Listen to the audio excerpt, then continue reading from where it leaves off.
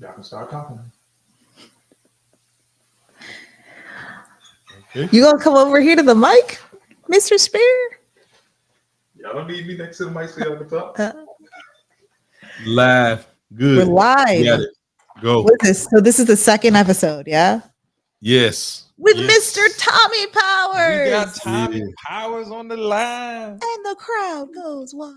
Hey, I got them little things on my what's the name too. I got to figure out how to make it work. The little road. Y'all, you got a roadcaster too, right? Yeah. Yeah, you know these pads. You can make it do the noises and stuff. I just don't That's know how. true. I ain't figured Oh, all yeah. that out yet. Yeah, I haven't evolved to that level of The mastery. clapping noises and all kinds Yep. of stuff. It's Mhm. actually We'll get on there. It's actually on the level. Oh There shit. you go. Y'all heard that? Yeah. Why I can't hear it then? Oh, I know why I can't hear it, because I have to have the headphones on my end to hear it come through. So y'all did hear that. We did hear that. We did. Aha. So did our listeners. So did our listeners. Our two listeners that are probably Nope, 17. oh shit. Yeah, Okay. that's why people be having hard these body damn listeners. We're headphones coming on. up in the world. Look at that. Hey everybody. Hey everybody. Hey all 17 of our most powerful, savvy listeners. All right. So I guess Got let's it. get into it. Got sound effects and everything. All of the sound effects. Yes. Let's dive in here. So what were we going to talk about today? I feel like Ty and I have chopped it up on quite a bit over the past week, and I think we finally landed on a topic that frankly I feel the three of us have like waxed poetic on many occasion over the years. And it's still relevant. That's the thing. That's what kills me. It's like always it gonna be relevant. more and more relevant every single year. Yes. So mediocre marketers. Mediocre marketers. You know, I should have had T.I. Song. I don't want no mediocre. Him and Iggy Azalea, I think the name of the song. But in the hook, he's saying, I don't want no mediocre. You know what I'm saying?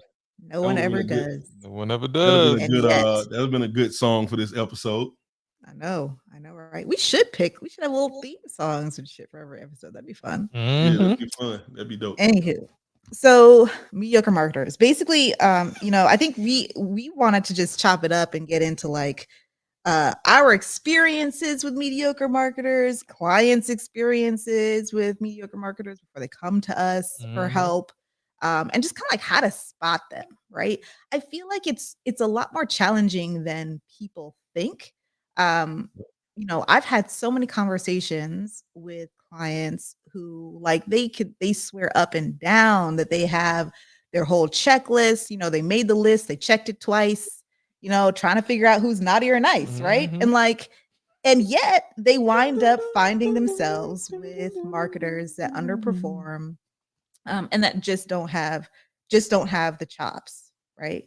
And I think part of it, in fairness, part of it may very well be what's going on in their actual businesses, right?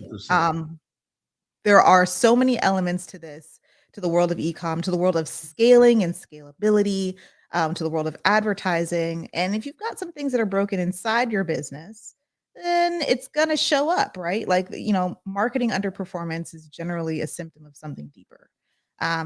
So there is that. But on the flip side of things, the right marketer, like a truly talented marketer, is gonna be able to spot those things off the bat and help you fix and optimize what's going on so that they can actually do the job that they're supposed to be doing, do it well, do it properly, and all that good stuff. That's my opinion. That's my Listen, we got a lot to unpack here because they also need to be empowered. And that's something we can get into. I don't want to go too deep into that, but being in a position where you know how to spot certain things, but you're not empowered to do so is also a thing. The one thing I want to ask y'all real quick before we get into how to spot them. This is really important in my mind that don't nobody that's really good at what they do want to come in behind nobody mediocre. Like The worst thing we got to do is come in behind them and clean up. Like, we don't want to do that. So typically, I would prefer that people are avoiding that, because I'd rather you have mediocre marketing because you're doing the best that you can, rather than have mediocre marketing because you got a marketer that's operating from a mediocre work ethic, or like they just not up to snuff on that level. You know what I'm saying? Yeah, like they're a bull in the china shop. Basically, they're just running around, crashing, knocking stuff down, thinking they're doing something. So speak on that, because that's what I want to hear y'all both get on, because for me, when I come in, if I'm somebody trying to get me to help them, when I'm looking at that, I'm looking to spot, which we're going to get into, but when I'm spotting, I'm looking for, is this just, recklessness, or, people just ain't doing, poor execution, all of these things? Or is it like, no, these people are putting everything they can in, they just don't know what they don't know, or they need to be elevated. That's why I want to come in and help elevate. I ain't trying to come up and clean no mess. So what's y'all thoughts on that? I couldn't even hear you, bro. I'm not even gonna lie to you. Really? Ty's fiddling with something. So here's what I think. The question is, do you want to come behind a mediocre marketer when there's a bunch of mess? Well, I mean, how do you feel about coming in?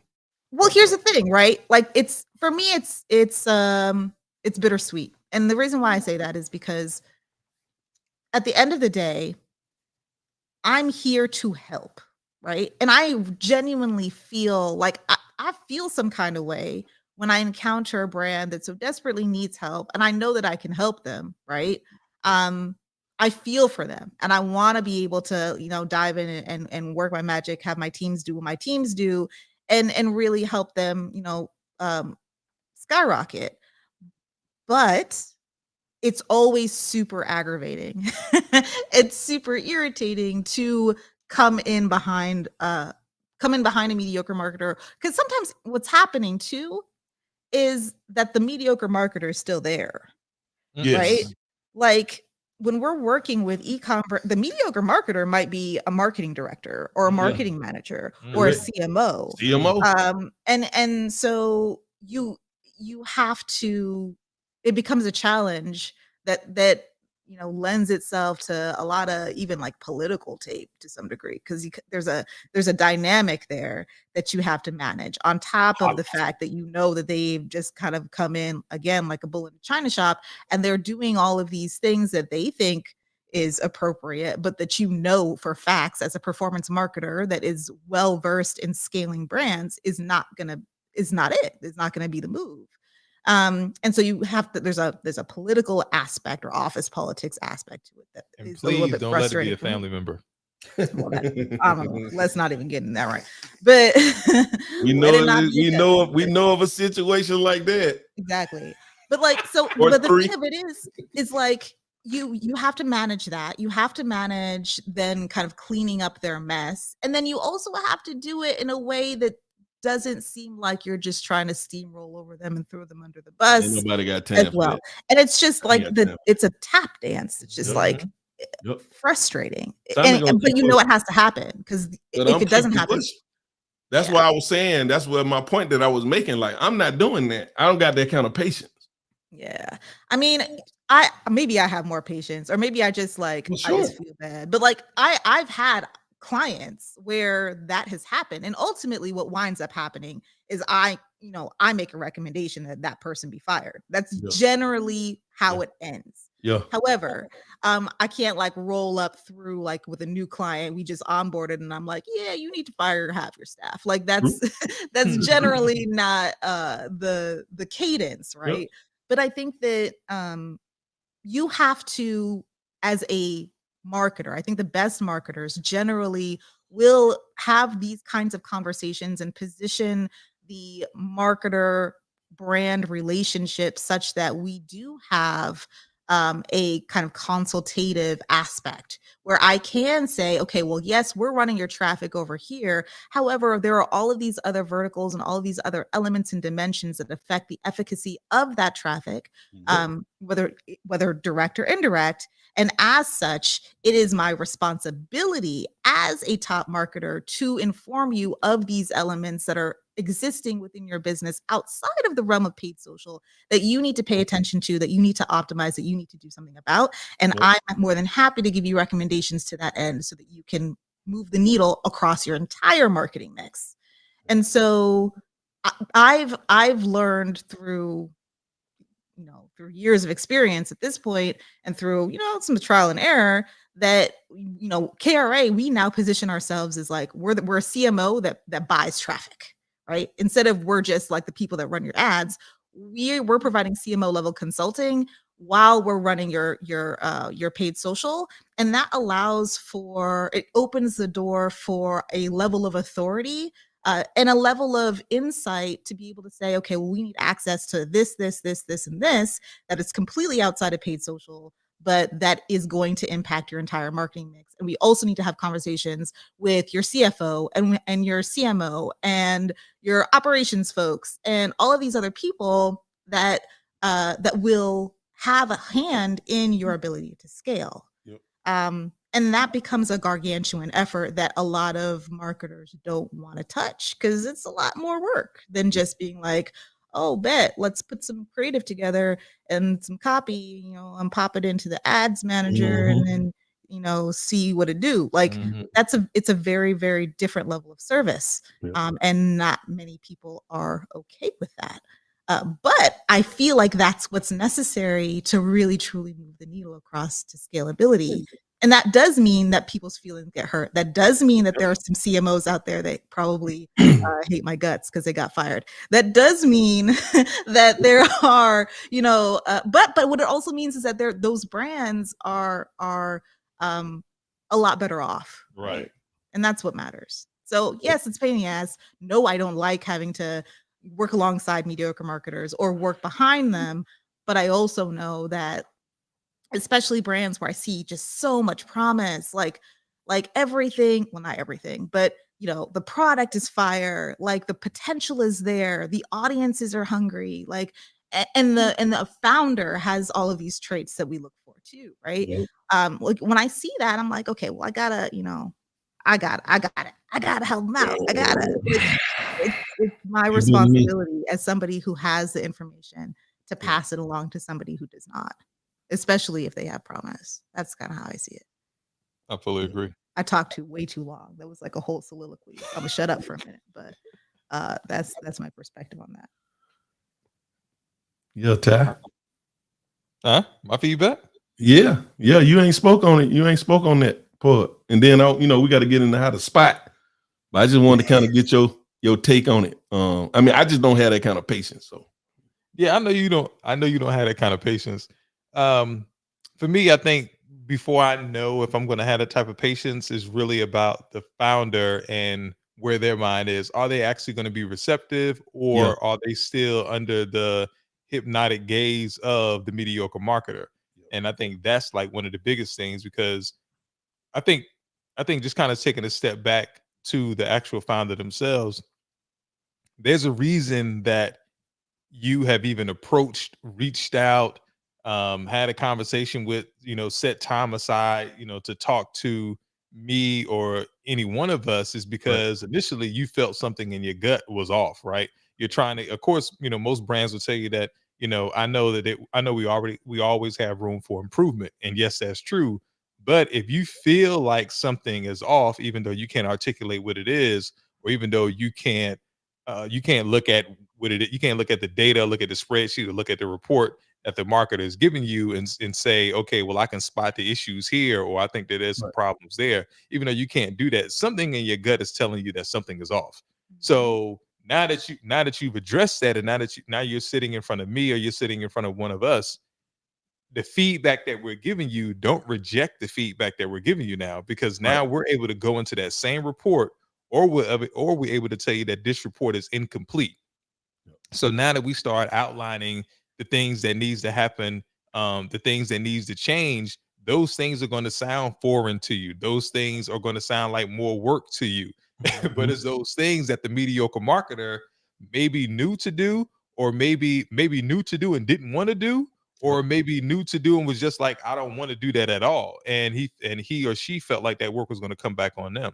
So Or for didn't me, know to do it. right, or they just didn't know to do it, right? Right. So for me, it's just all about whether or not if the founder is going to be flexible, and if the founder is going to be like, okay, cool, I'm willing to roll up my sleeves, I'm willing to, push whatever funds to you that are needed so that we can make these things, so that we can make this happen.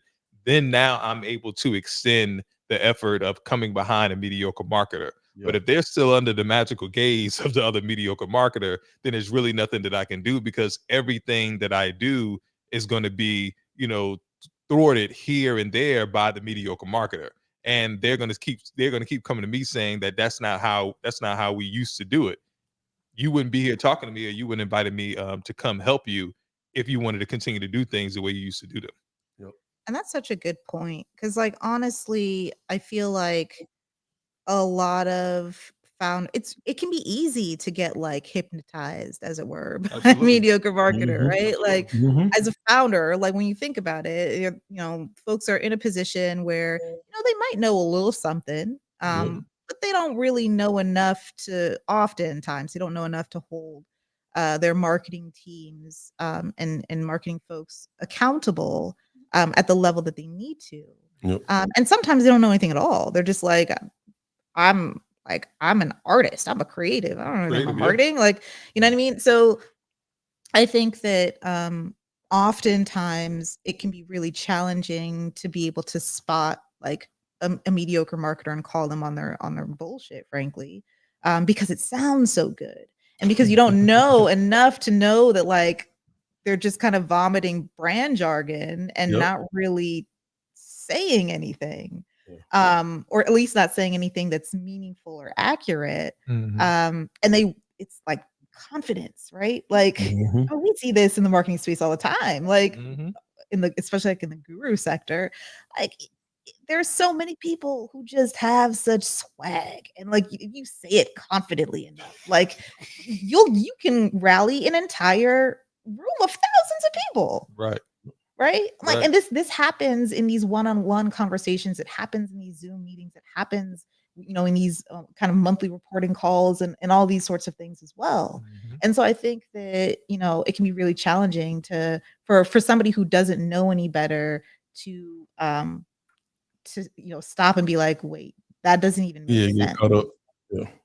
And the sad part is right now, like the go-to for probably 99.9% of all mediocre marketers is iOS. It's the Yeah. iOS update. Yeah. The Yeah. iOS update is why the numbers are crazy. The iOS Listen, update is why the return on ad spend is down. The iOS update is why it's why the engagement is low. The iOS update, the iOS update, the iOS update. Apple, bro. Yeah. Yeah. Yeah. You Bro know, markers. what was I looking at? I was looking at Forbes. Forbes reported, CPMs are through the roof, and Yeah. this is because of the Apple update and so on and so on and so forth. And then Google has an update coming. So Now listen, nobody's making money right now. Right. Everybody's in the negative. Is that what's exactly. happening? Right. Here's the thing though. What is happening is because it's real, right? Like CPMs are rising. That is real. The window of visibility into data on an ad account to ad account basis completely varies depending on the skill set of the media buyer that's managing that account. That is real. There are ad accounts that have very little window of visibility into what's going on, and they're unable to optimize, and they're struggling with performance. Those things are real. Right. However, Mhm. those things are happening because people don't know as much as they think they know, and they're managing accounts kind of all willy-nilly, right? And I think that there's especially with some of these agency models, it's way too easy for brands to not be familiar and not even be aware of what's going on. I mean, you've got agencies. There's a a new client of ours. They were working with an agency that had a client dashboard. So first and foremost, the brand did not own the ad account. So the agency was running ads for the brand for retail and e-com out of an account that they owned. The brand did not have access to that account, and the agency was running, like, they had a client, quote unquote, client dashboard that they were providing, quote unquote, reporting. And the reason why I have air quotes right now is because the dashboard consisted of reach, impressions, and share of voice. And that was it. Share of voice. That was it. That was all that was in there.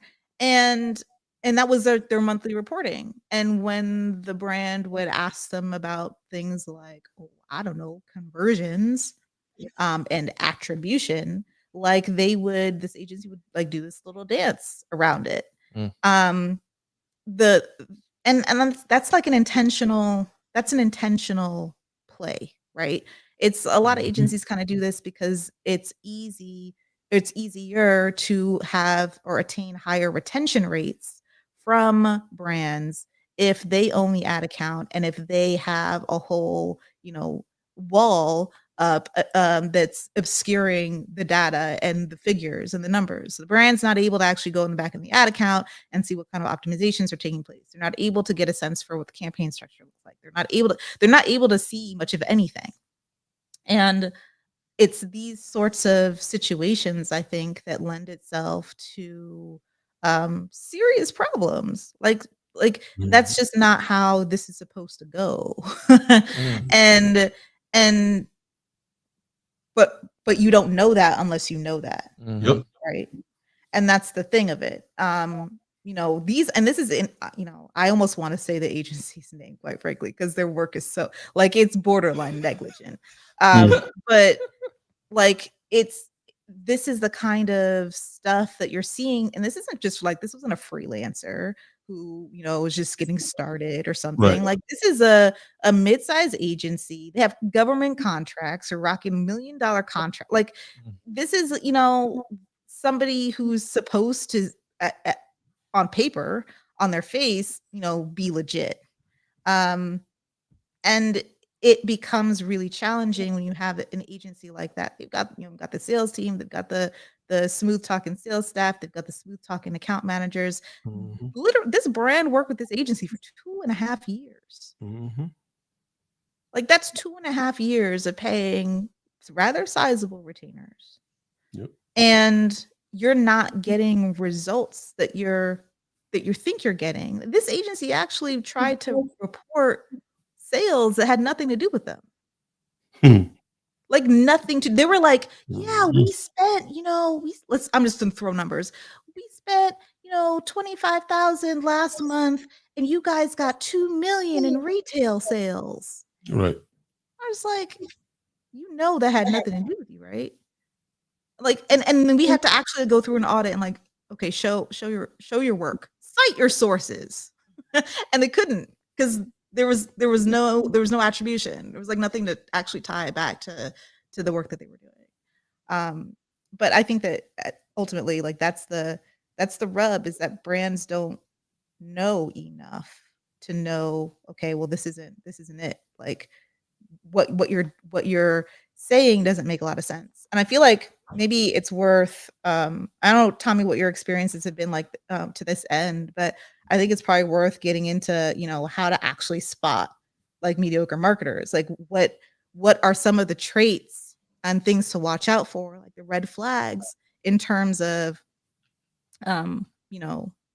spotting these guys, so you can, well, guys or girls, I won't discriminate, spotting these people so that you can avoid them, so the brands can at least be guided in the right direction. And Tom, before you jump on that, I just want to point out that that's an 80x return on your advertisers. Spend $25,000, netting you $2 million.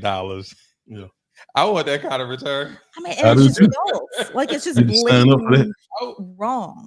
They probably pitching that to other people selling their services. Yeah, we Listen, got this client. We spent, you know what I'm saying? I promise you, they had a case study that they put together off of that. all believe day. it. I promise. There's something else that you said too, and I think I think we need to bring this up just and this kind of segues into what you just asked Tommy. But the tech stack too, technology always changes. So just be aware of that there is a technological solution for this last Apple update. The actual solution has been out there for a while.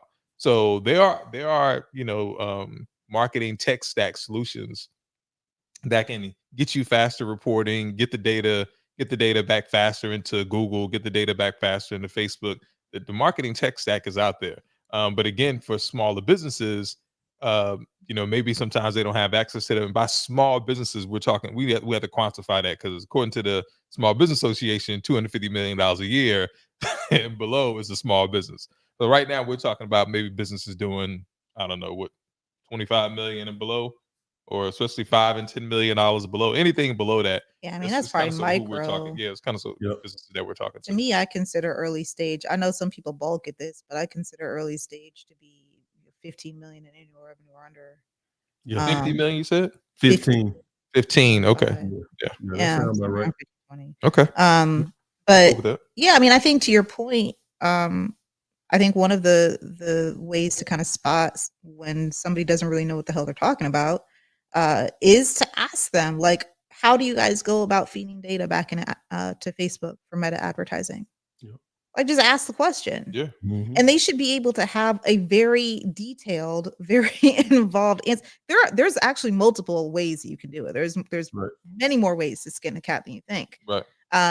But they need to have an answer, and they Right. need to have an answer that makes sense, and they cannot stare at you blankly with their eyes glazed over, confused. And that's proprietary is not an answer. No, it is not, because it's not. So, it's not If proprietary. you need to sign an NDA, okay, well, cool. Let me sign an NDA. Well, I mean, I think to some degree that can be, but like they need to have a high level.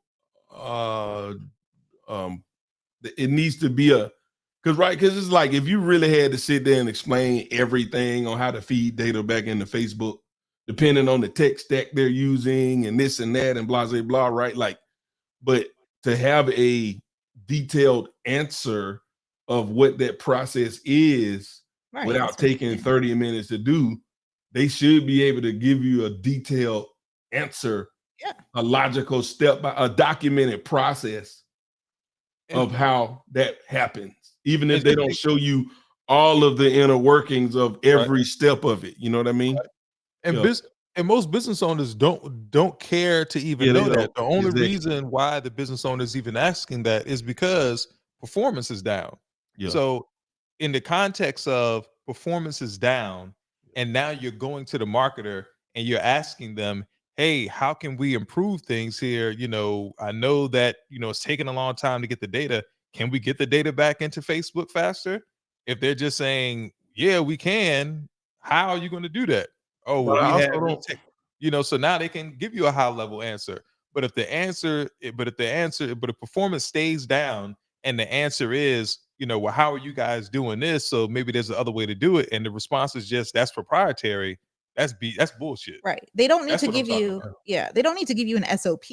Right. Correct. You don't need a standard operating procedure to figure it. But they they should do have need to one. give you some insight. Absolutely. Period. And They they should should be able have to an speak SOP. intelligently to that. Correct. Yeah. Yeah. And I think too, it's like the question is more so,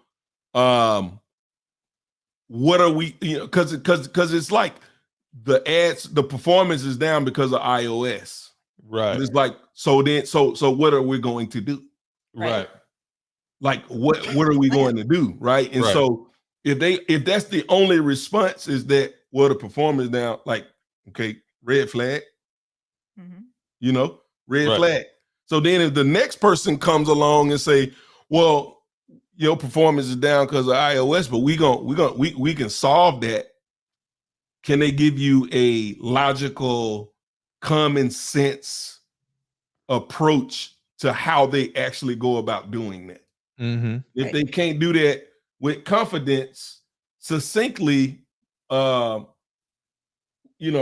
might be something to that, right? Because it's like, Absolutely. do you believe what they're saying? And I know that that's a a tough thing, but like when you don't know, you just don't know. You got to kind of grab on to something to be able to say, I think this person know what they're talking about. You know what I mean? Like, cause you don't know. You know what I'm saying? Absolutely. But they should be able to confidently speak to that. And any question you have, they should have an answer. Like, you should not be able to stump them on the thing that they say that they know, even if they spewing back bullshit to you. Like, because a lot of times that's what a lot of them do. They'll spew some bullshit back to you. But if everything they kick back to you makes sense and they got an answer for everything, I mean, you know, that ain't a guarantee, but it's better than them stumbling. It's an better indicator. than them. Yeah, it's an indicator. There you go. Yeah, absolutely. It's an And indicator. I would also add too is that a great marketer is going to be okay with you challenging them 100%. because we stand on excellence. And 100%. and guess what? If you do stump us and if you challenge us and you win, guess what? We just learned something. It's only going to make us better because we're already great. So now that you today we've learned something from you, and that's phenomenal. And if that shit, and if I'm cussing now, and if that's going to help make your marketing stronger, great. We'll just throw that into the mix, and if it comes out the other end, phenomenal, great. You know, it's a win-win, right? Because you're not, again, you as the business owner, you're not spending all of your time doing this day in day out, and we are. So maybe we missed something along the way, but you should never just catch an attitude from us because you're challenging us and you're pushing back on something. No, we're going to give you the answer that we have. And if you are confused about something, you should also be able to ask, well, hey, is there any reference or is there anything I can read? Because guess what? If you're ignorant and we are doing a phenomenal job, and now you become educated about what we're doing, you're only going to appreciate what we're doing that much more. It just makes our jobs easier.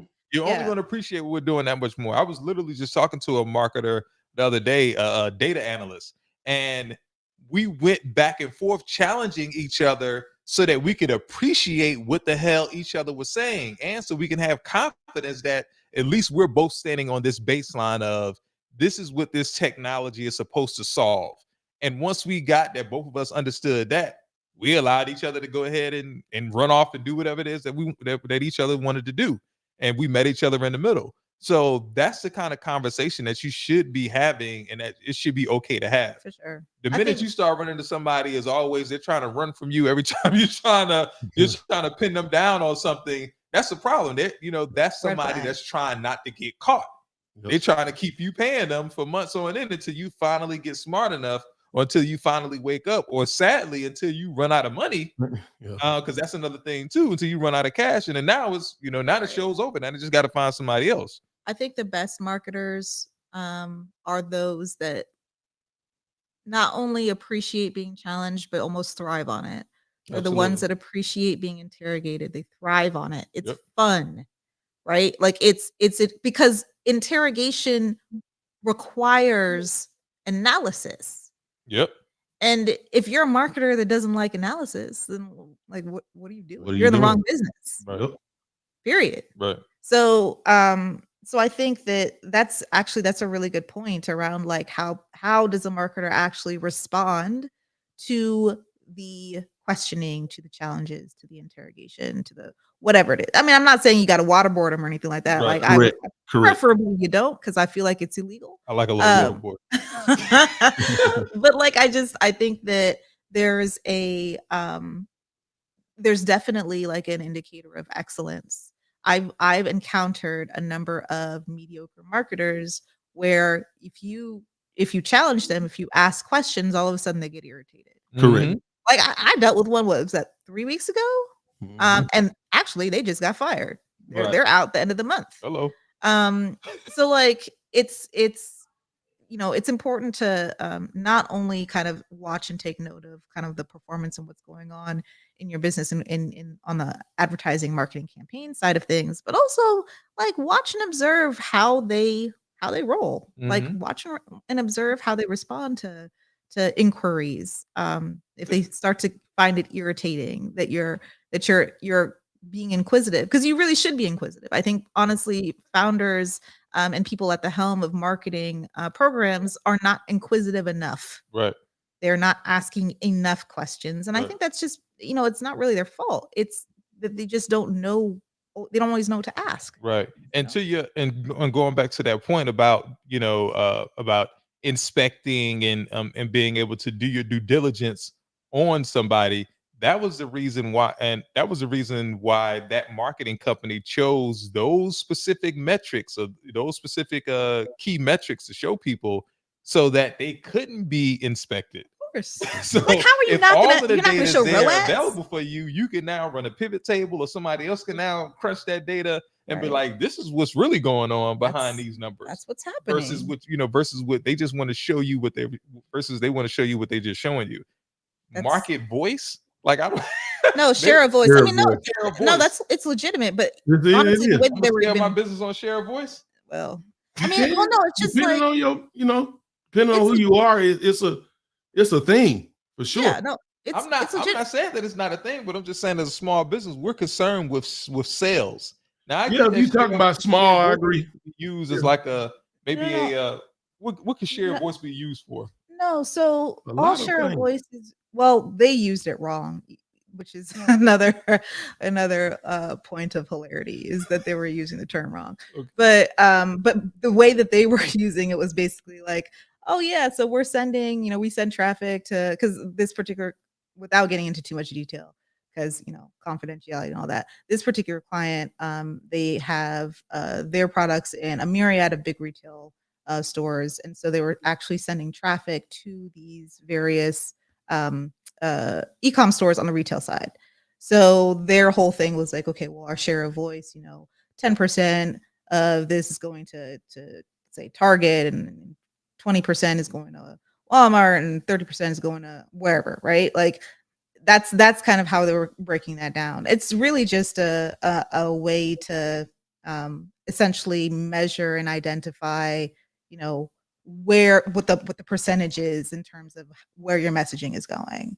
Okay. And so, yeah, I mean, it's legit, but I think that, and then there's also the element of, how much of your voice is out in the market compared to the entire competition Correct. landscape of the Correct. That's competition. which more sounds like So- a brand awareness. I mean, it still yields conversion. So, I mean, we can get into that rabbit hole some other time, but I think that it's not like it's an illegitimate concept that they just pulled out Correct. of their ass. They didn't. Correct. But it's just that that's not Aligned. answering the question. Yes, Right. it's not My aligned whole with. point of you bringing this up was just that understanding they're showing you the share of voice metric when they should be showing you a metric that's going to more so be is going to relate to sales or sales challenges or a funnel challenge or something like that. Something It that has to be aligned with the key outcome that you're trying to achieve. exactly that the Mhm. founder is trying to achieve. Correct. Because Right. there are outcomes where share of voice can be aligned with. Absolutely. You know Absolutely. what I mean? But in this That just instance, it wasn't- sounds like they were using it as a. They was not using it in that manner. They was using it as a measurement mechanism, but not because it's aligned with the objectives of the company that they're working with. So Right. that's that's the problem Right. right there. It's not Right. share of voice. It's the way that they're using that as it relates to the objectives. Right. Yeah. I mean, at the end of the day, it's always good to be able to compare, what your brand is putting out there versus, in comparison to the rest of the competition. Absolutely. And that's really what that comes down to. But that's not the answer to the question. If we're saying, especially if you're being paid off of a percentage of net revenue, Hello now. explain to me what, like, you know what I mean? Like Yeah, that's that's crazy. not what that is not That's the discussion. mind blowing. Share That of you voice just grew said by that. 50%. You didn't even So say therefore, that. we Holy add on an crap. additional bonus, Sir. but my sales. So they getting a share of voice percentage of that 2 grew. million. They get a percentage of that 2 million. Joe, All right, listen. all right. What? Okay, the people that listen to this podcast, they're dying and want to know, like, okay, so how the hell do we spot these people? We've told them one thing know. that they can do to spot them, Yeah. which is if they're giving you pushback and they're telling you some BS, which is I think we're gonna need another episode on this topic. I mean, honestly, we could talk about this and we've telling talked you. about this for years. We're gonna have to isolate this topic in the category because we Probably. can sit here and have a whole conversation about bullshit metrics, vanity metrics, and stuff like that. Jeez. Absolutely. Golly. Absolutely.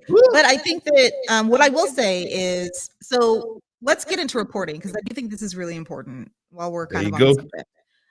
So when it comes to the things that are important for you to have at your disposal, whether it's I recommend that you should have this at your disposal ongoing, which is why I always recommend that brands own the ad account that they are running traffic out of, point blank, period, end of discussion. And if there's an agency or media buyer or whoever that is refusing to do that, then you probably shouldn't be working with that person. Unless they are purely performance based, like they only get paid when they send you a sale. Like, there's those instances where I've done these deals where, like, if I'm just getting paid on performance, I'm not giving you the ad account. But I can measure, but there's a clear measurement thing to know the actual sales that I'm sending for me to get paid on. I think brands should always have access to the ad account. I think they should always have access to their data. That's my perspective. But I get that other their data marketers if they only paying me as like an affiliate. They're only paying me if I get them sales, I get a percentage of that. Like, purely. No, fully understood that. Like, my thing is, so if you're rocking as an affiliate, that's completely different. That's totally different from we're talking about. Like, there's a client, there's an e-commerce brand that is hired. I'm just buyer to run I'm their playing devil's advocate. I'm pushing this because I know there are people out there that may not understand that difference. Is what I'm saying. Like, there are reasons to do that type of situation, but not with an agency. Like, not with a media buying agency or with but somebody else that might not know. Okay. Agency, because there are agencies. I know of an agency right now that run YouTube ads just like me, but they only do a performance-based model. That's all they do. And they're technically an agency. And they're not giving people their access to those ad accounts, rightfully so, because they have a clear determining factor of the sales that they generate that determines how they get paid. That's out there. I mean, I'm aware that's not, right. I guess that's not what I'm referring to, though. I know that's not what you're referring to. I'm just speaking this just so that people understand, like, there are other scenarios in these things, and so that they're very clear on what you're saying. Because somebody could have an agency that's purely performance, and now you got them expecting someone to give them access to the ad account. That's not going to happen. And then they go, well, Tommy and Kai and Tyron said under that circumstances, no, I wouldn't expect them to have access to that.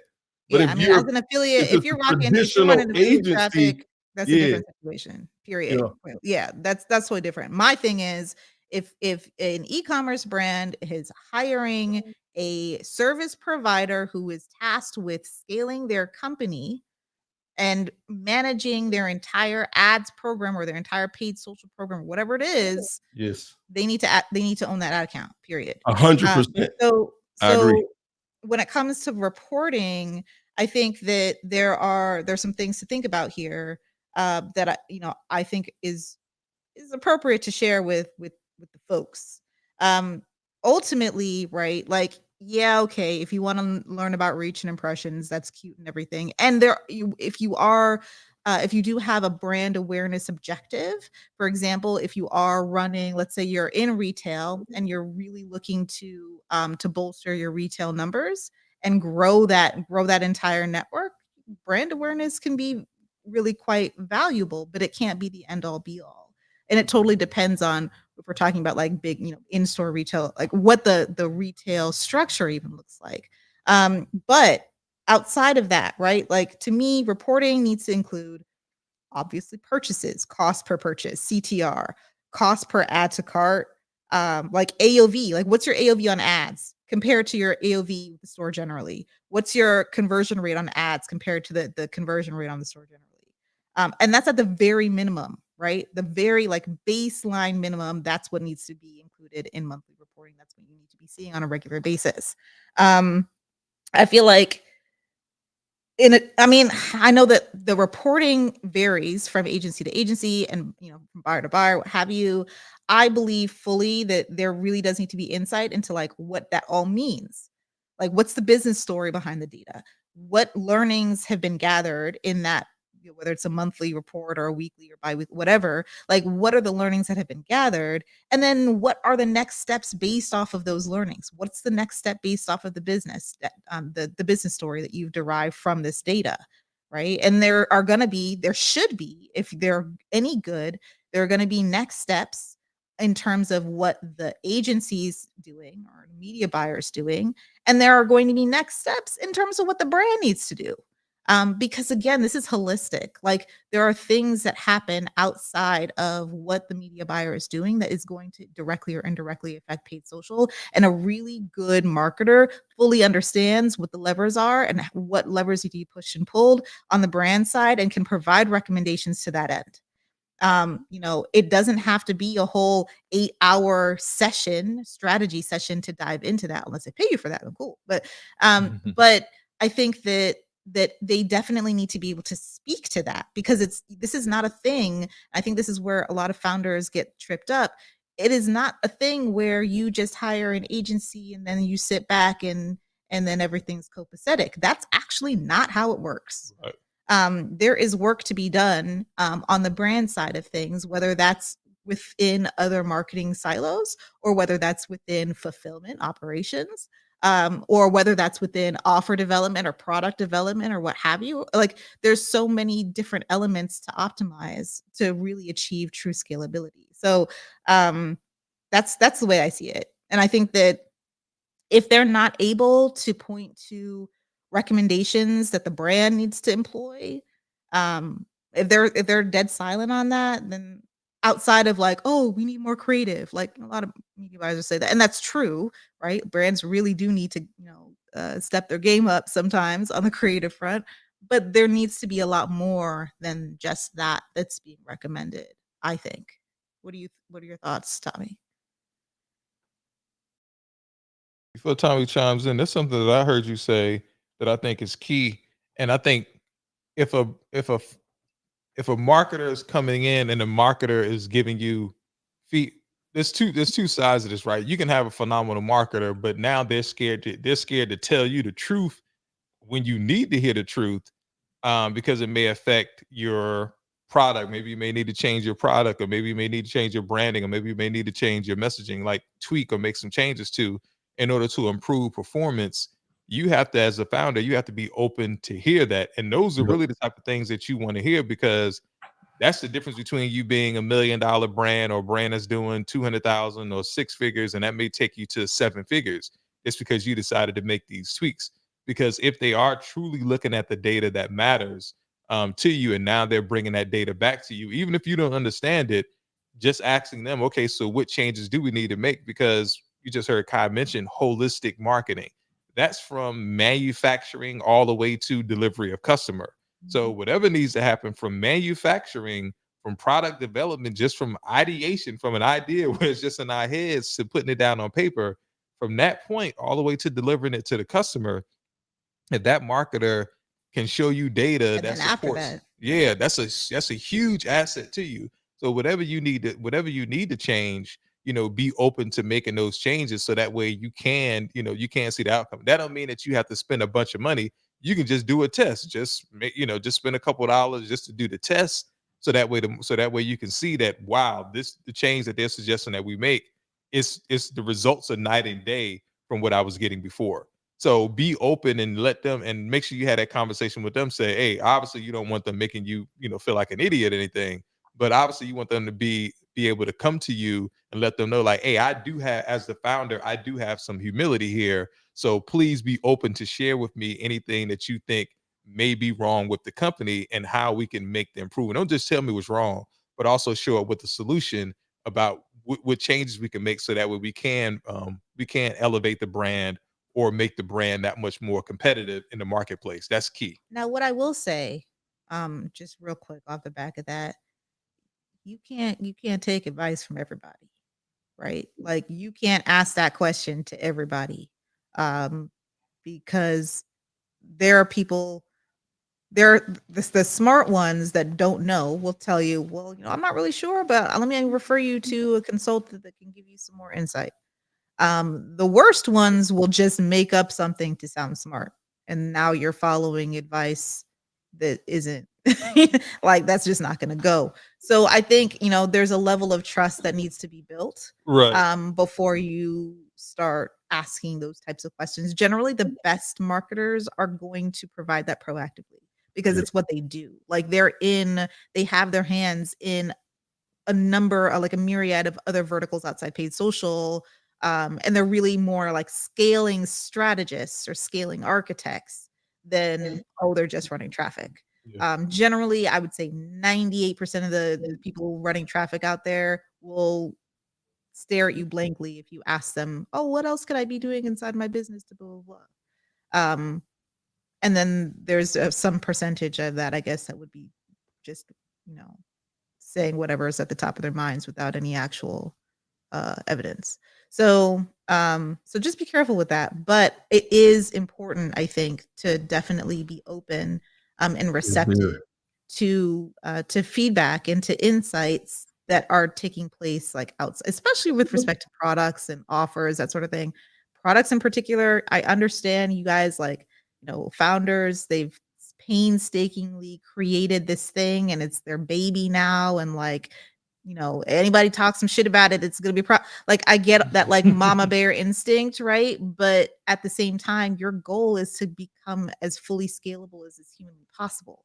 And so if there is insight, especially from your market, right? Like the right marketer is going to tell you like, hey, look at the data. The data is telling you the market's saying this, right? So, especially insight from the market itself that's saying, yeah, we don't really like this thing about this and this needs tweaking and blah, blah, blah. Like pay attention. Right.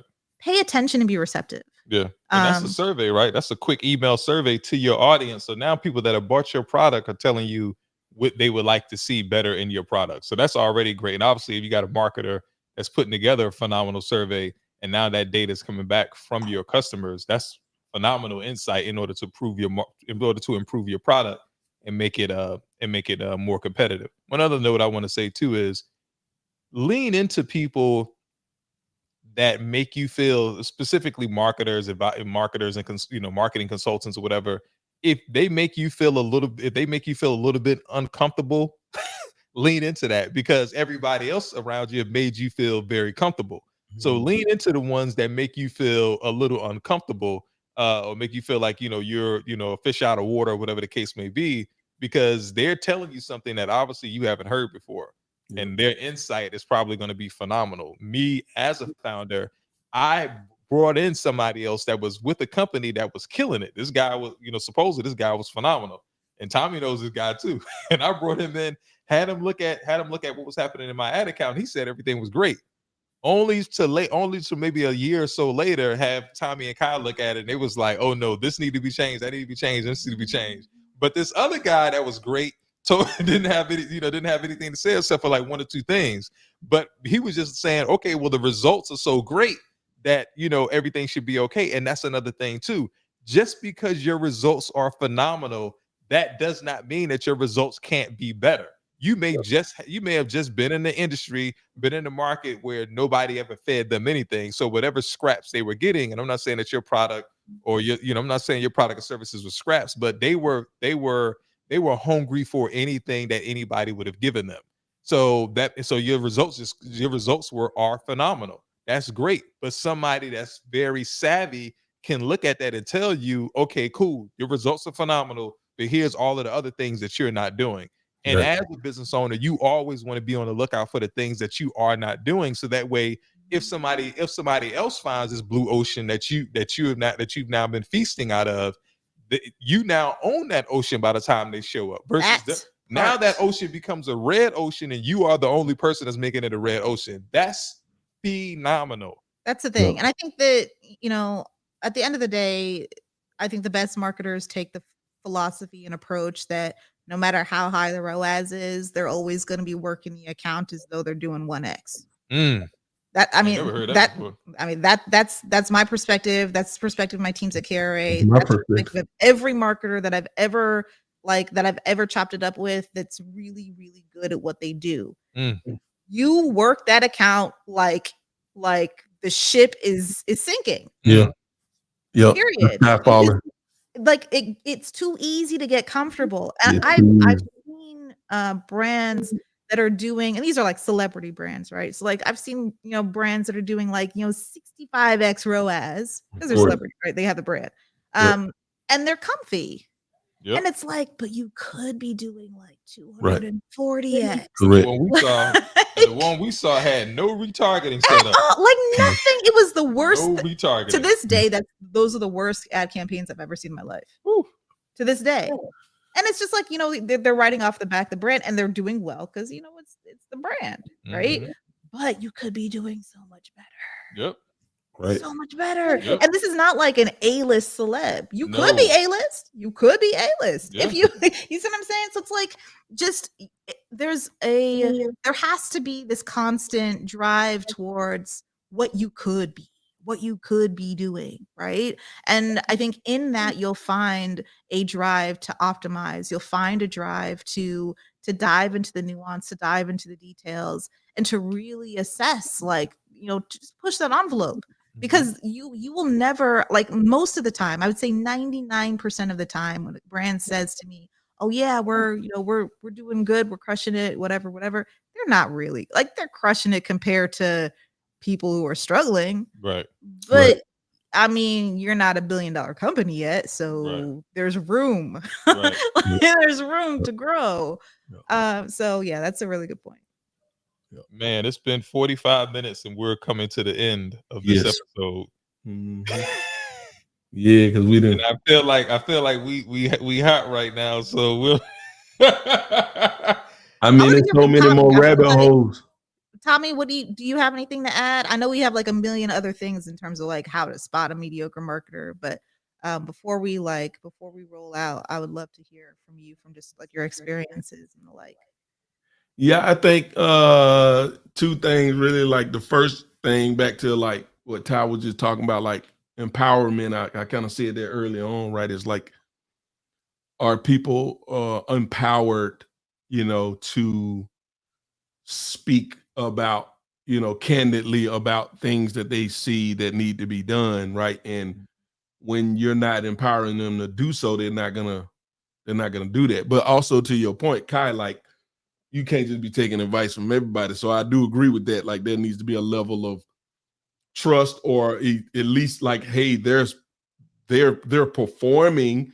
They've been performing for me. I should probably be listening to them more. I should probably be asking them for more feedback, right? Like, if you're starting to see, you're getting great results with this person, if you're just putting them in a box, that might not be in your best interest. The big one for me, you kind of alluded to it as well, right? It's just kind of like, like I do like working with people, if I believe in their product and that kind of thing, like, even if they got like, like maybe not the best people and so forth and so on. I'm not saying like I turn everybody away, right? But it's just like, I got, my patience is very short, because I'm the guy that's like, if you want somebody to tell you what you want to hear, I'm not your guy. Right. Like, I'm going to tell you what I think you need to know, not what I think you need to hear. And I've had a lot of deals that didn't happen for that reason, which is fine by me, right? Because I'm not out here chasing deals. You know what I'm saying? Like, I'm good. But if it's like, you want me to sell you on the idea of, telling you what I think you want to hear, and I'm like, I'm not about to do that. I just think people who think that way, like, I don't know, I wouldn't have fun working with somebody like that. Because I want to be able to give feedback or give advice or direction or what have you. Like, I think it's when I look at all of my long-term clients, like, they kind of fit this kind of mold, and all of the ones that we never get there. They kind of fit this other mold. Like they want to say, you know, because they know me for YouTube ads, they just want me to come in and just ride in that lane and don't talk, you know, don't worry about nothing else. Just do that. Like I'm not your guy. Like you need to go talk to somebody else. This ain't what you want. You know what I mean? It's That's like a really good point. Yeah, you know, so you guys kind of alluded to that, you know, and that's kind of what I'm saying when I don't have patience. What I'm really meaning is like, ultimately, like, I'm gonna tell you exactly what I think. And if I think that your CMO is mediocre, I'm gonna say that. Right. And if you don't like that, you know, and that's what Ty, you mentioned the family thing coming in at, right? Right. Like somebody gonna or talk even about or even family. an invested partner. If there's somebody that's invested into the company and they Or are a sitting in that co-founder. role, maybe there's a different role for them. But right now they're not performing at the caliber that they should be in order to get this company to where it needs to be, especially if you got investors and stakeholders. And if you think I'm gonna come in and hold my tongue, right? You know, that's what it was, because I had lost my train of thought there. I was gonna, Kai had tried to pass it to me, Ty. You jumped in. I had some on my mind. I was on mute, and it was expectation, right? So a big thing for me is, and Kai, you kind of alluded to this as well, but like I'm big on expectation up front, and then I'm big on as we're going, you know, we're gonna reassess that expectation proactively, right? Proactively. So such that what I mean by that is, you know, the red flag is there's not clear expectations. And then when things change, there's not clear expectations that have been molded based on whatever the circumstance that we're dealing with now. Like, and if those expectations or lack thereof are not lining up consistently, that's a problem. Now, look, I'm not saying everything works. Like, and I tell people this a lot, like a lot of the stuff we test fails. Like a lot of times we test things, and most of the time in some instances, like those tests fail. But it'd be those winners that really can carry that you can stack together, right? But I don't want to go down that rabbit hole. But the point that I'm making is like, when you're having clear set of expectations, even if it don't pan out the way that you plan it, based on what happens, okay, here's what we're gonna do. And then based on that, here's what we're gonna do. And so over time, you're gonna see a pattern of expectations being recalibrated. And if you're seeing a failure of that happening, that's a problem. Right. Because they should always be like, Kyle, like you mentioned, like, I'm running this ad account like the sky falling. I don't care how good it's doing. Every day I'm looking at, what are we supposed to be doing? What are we not doing that we should be? No matter how good the results are. Right. You know what I'm saying? And then you're communicating that to your clients. And then the strategy evolves, right? Yeah, Yep. to your point, like the expectations change, but the expectations are changing because the strategy is evolving. Correct. The strategy is evolving because But you're getting more and more data. But proactively, my clients ain't finding out about that after the fact, right? Like that, we always are proactively in front of that. You know what I'm saying? Even if it changes, like, look, I know last week we was testing, but this is what we about to do next.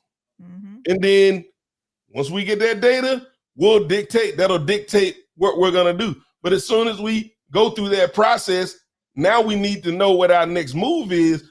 They're not asking. If they got to come ask us what the next play is, we doing something wrong. Right. Exactly. You know, and if you see people who are consistently doing that, because I see a lot of mediocre agencies do that, it's like they don't really keep me abreast, and we just be, and I be like, the transparency is not there. Right.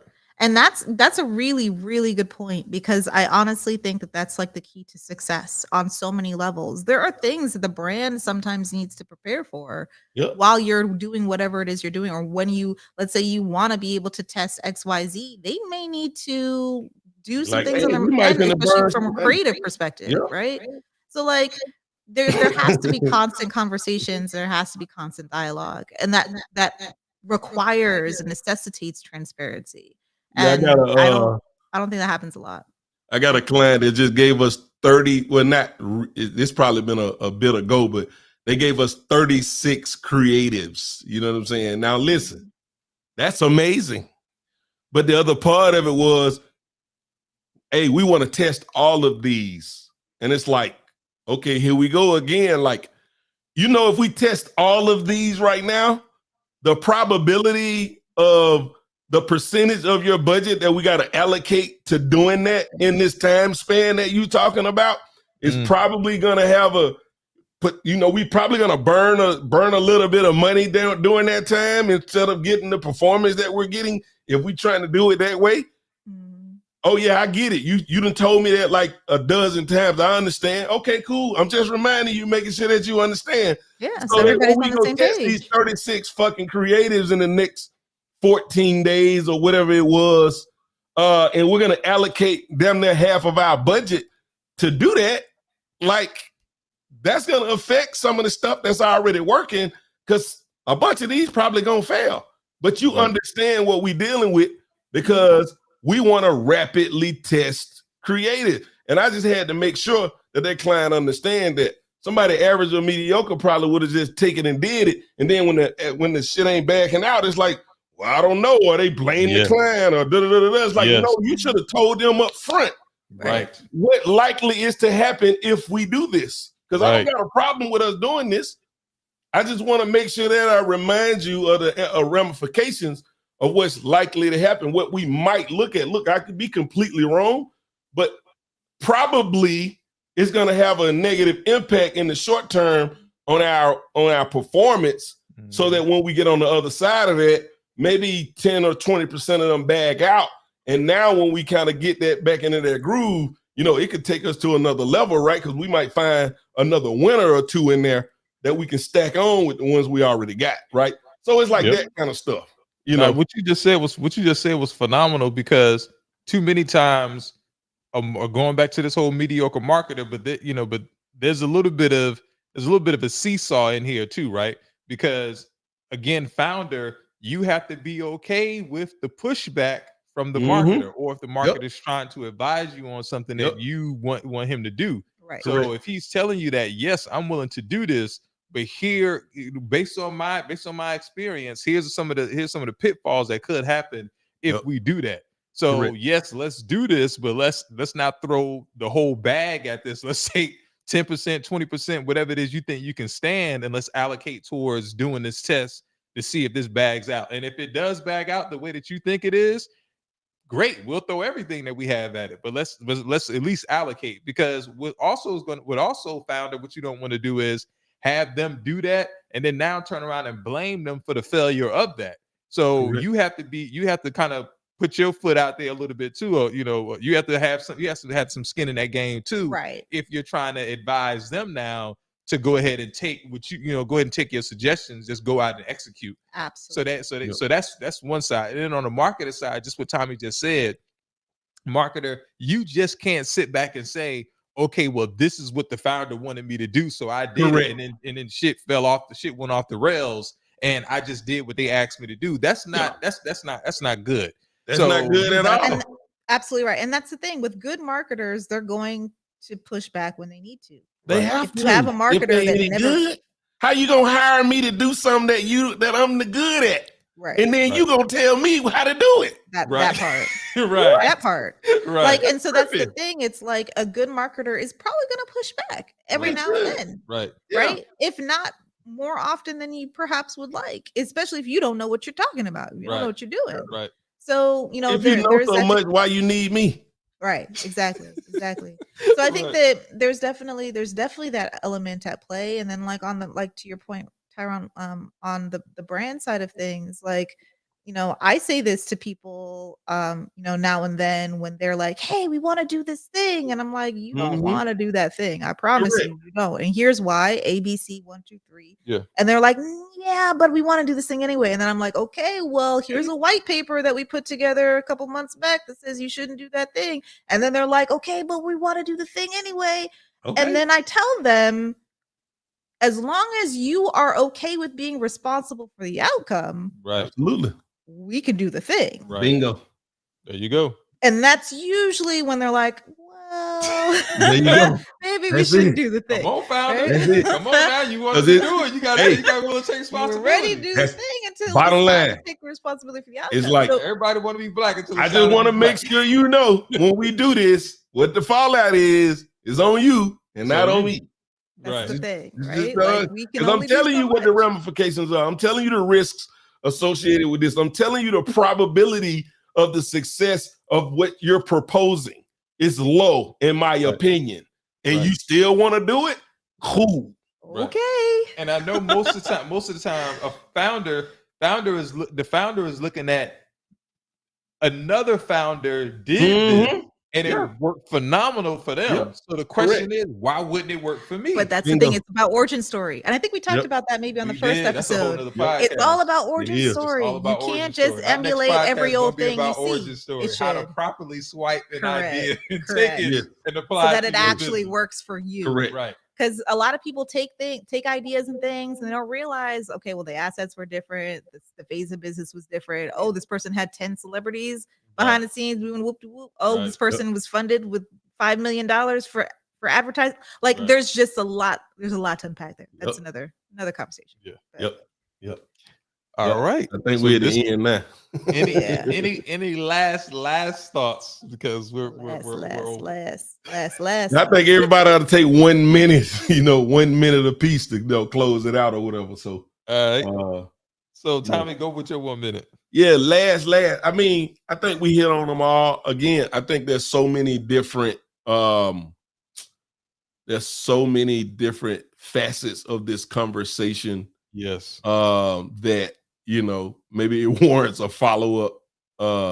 Absolutely. But I think we hit on a lot of the top ones, and at the bottom line for me is always boiled down to is pretty simple, really. It's like, do people do what they say they're gonna do?